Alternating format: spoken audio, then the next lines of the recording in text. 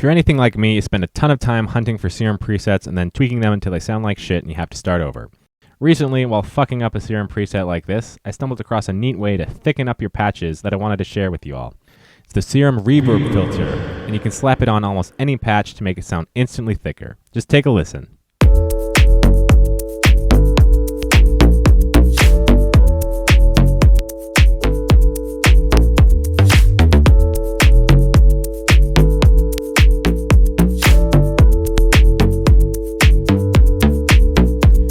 I used to think that Serum's flanges and misc filters were only good for making crazy experimental patches to show your producer buddies, but not good for making music that people would actually want to listen to.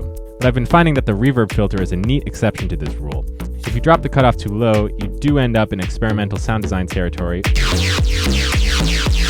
with a higher cutoff, it thickens up the lows and mids, adds a nice gain boost with some color, and tames the high end. Now, the OTT addicts among you might not like tame high ends, and don't get me wrong, I like going deaf just as much as the next guy, but sometimes you want your patches to feel more like a hedgehog drinking a hot chocolate and less like a porcupine drinking a Four Loko, and the reverb filter is great for that.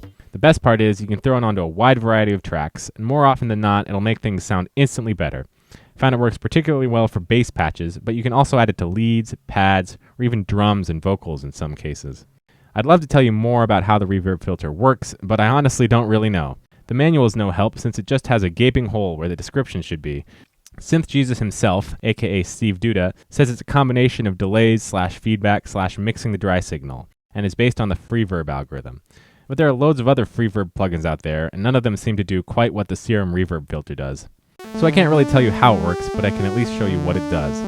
The net EQ curve is like a low shelf boost with some spiciness in the high end. At least at high cutoffs. At low cutoffs, it's all spiciness all the time, and it kind of has a cone filter type sound to it. You can see it's also really messing with your phases, especially at low cutoffs, so make sure your mix knob is at 100% or else you'll get some wonky phaser effects going on. Also, look what happens to the phase graph when you max out the cutoff. Like, what's going on here? It makes me think that there's maybe a separate setting that gets engaged, but again, I have no idea. If you break out an oscilloscope, you get a different angle on what the filter is doing. You can clearly see the gain boost, you see some smoothing like you get with the low pass filter, and you see these spiky boys around the sharp angles of the waveform.